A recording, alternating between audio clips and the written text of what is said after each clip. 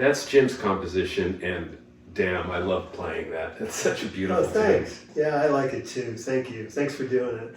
I recorded it.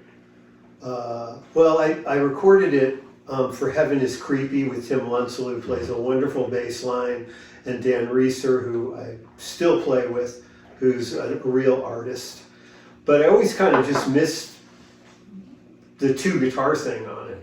And I recorded it during a Princeton reverb thing for Fender. And I got a lot of emails and comments like, what was that song? And I always thought, it was just a pretty song. It was very heartfelt.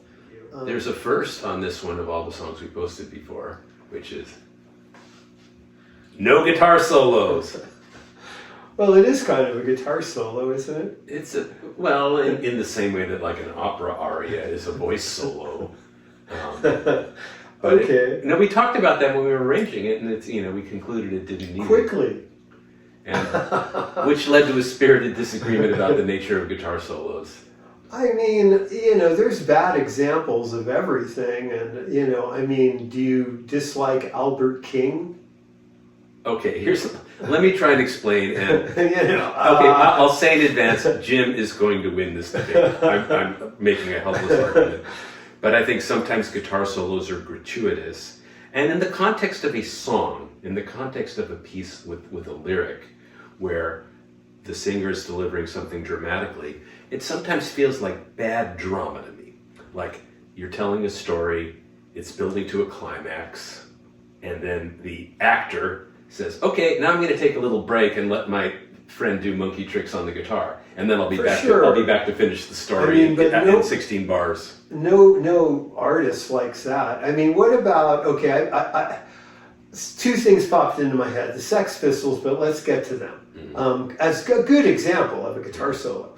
What about, and I'm not a big scholar of this, but Easy as a Sunday Morning.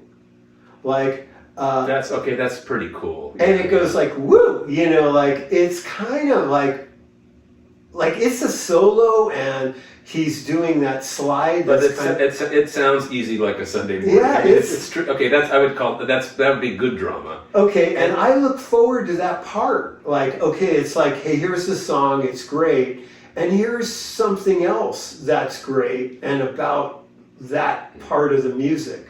And of course, like you, I've spent my life studying solos. I've transcribed literally every note that Charlie Christian I'm so winning this argument. Yeah, but it's just.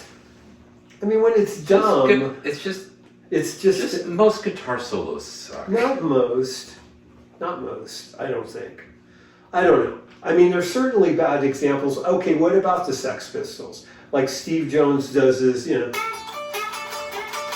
thing on like almost every song, and I dig it. It's like part of a different kind of energy. Yeah. I also no, I'm looking for some rebuttal here. No, I get. I'm for hyperbole's sake, I'm saying I hate solos.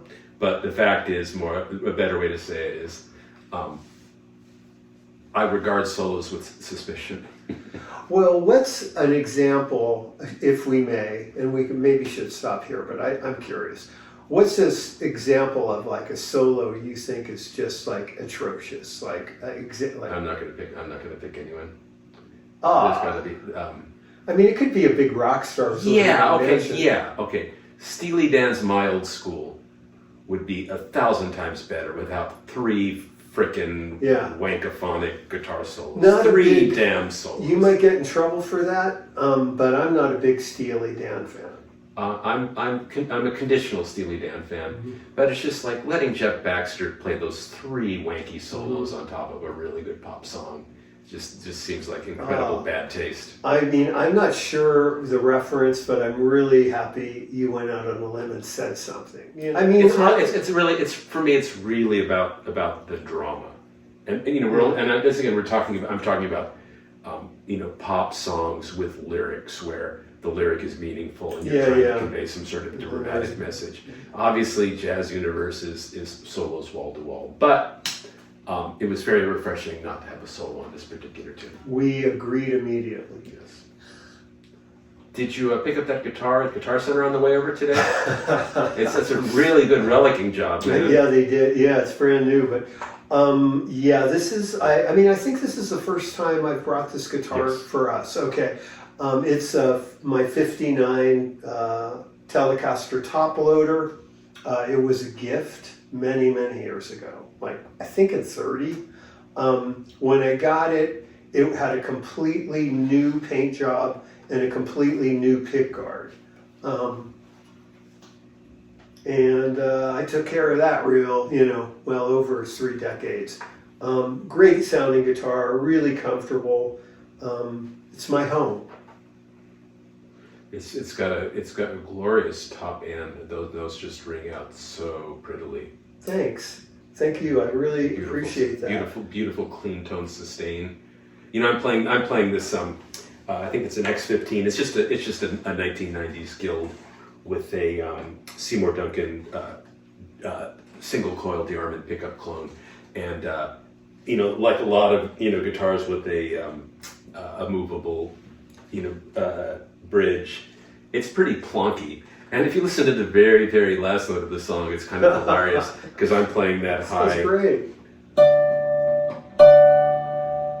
And it rings out for about a second and a half, and your last chord rings out way beyond the fade out on the mix. Well, that's but I think that guitar sounds great. I'm here for the plunk. It's